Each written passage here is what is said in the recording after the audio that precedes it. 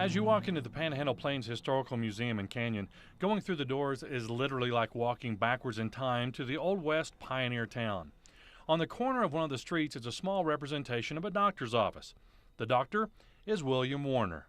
Born in 1864, he graduated medical school in Illinois and moved to Claude in 1897 as the sole physician for pretty much the surrounding area. He got so busy he couldn't leave and sent for his bride-to-be Phoebe to join him.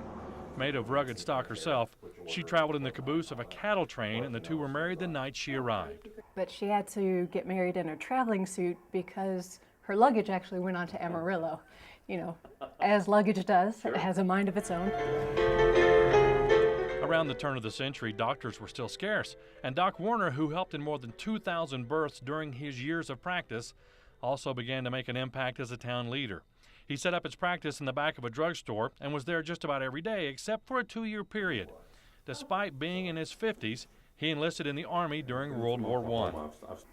A great human being, you know, wanting, actively enlisting in the Army, even though he was in his 50s, to help take care of the soldiers that were taking care of our country. After he returned in 1919, he constructed this new building on the site of his first office.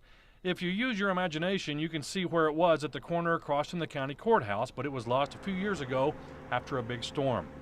That building also housed the drugstore, the Claude newspaper, a barber shop, along with the lodge, and the Warner's personal library, which they made available to the public.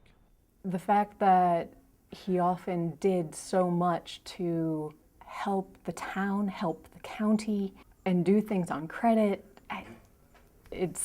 it's one of those things where he cared more for the people than the bottom line. I think Claude should be very proud to have him as their primary physician for so long.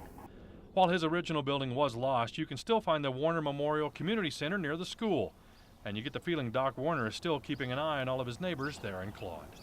Steve Myers, Pro News 7.